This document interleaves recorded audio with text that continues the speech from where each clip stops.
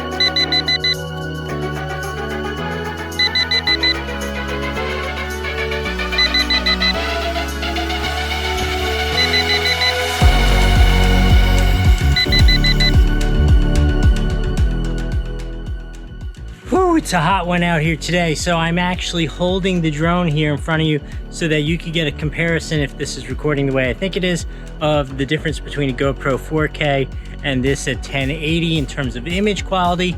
So I've been flying out here all day. It is a hot one. I've been through lots and lots of batteries. I have to say, as a basic beginner drone, it's pretty cool.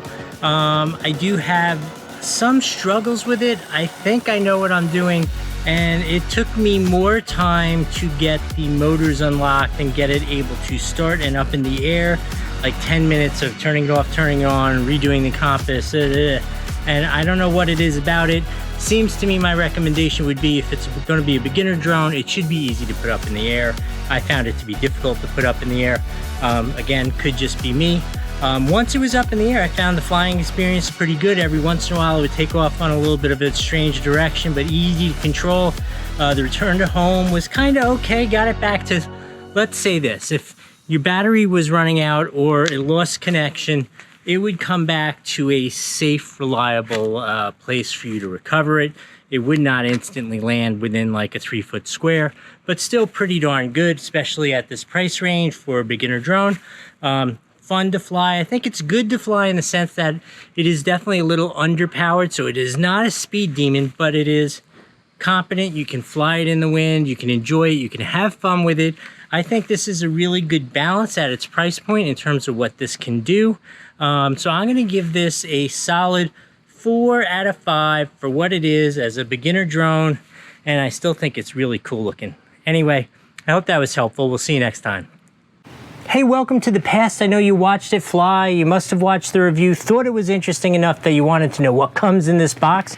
So I am opening it up for the first time myself at this point. You've seen much more than I know in real time here.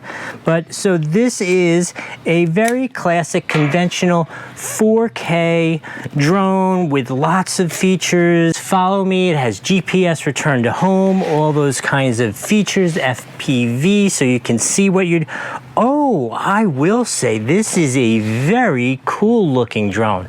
Look at that. I really like this. I love that it is like not that conventional, boring. They're all like kind of this dark gray. This is this cool kind of like a light gray.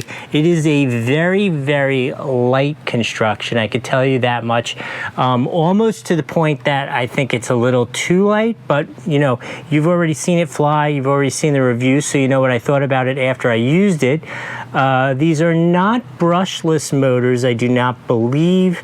It's a full HD camera, but it is not gimbaled, so you can adjust it up and down, but it is not a stabilizing gimbal.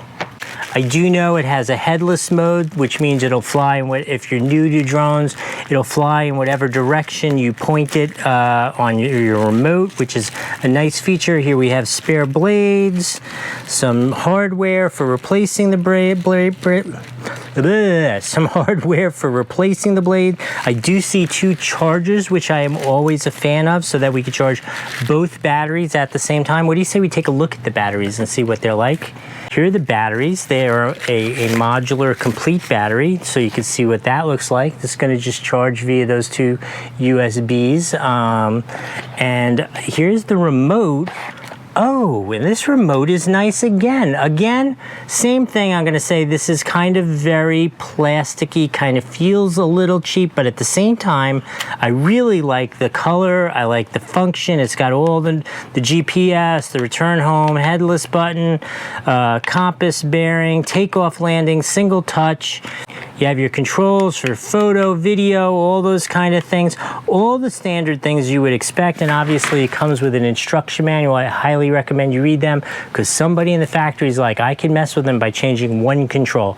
And so this makes it much easier. You don't get surprised when you're out there flying it. Overall, this seems like a really nice, good balance of quality for what it costs and that kind of stuff. You saw the review already. I hope that was helpful. We'll see you next time.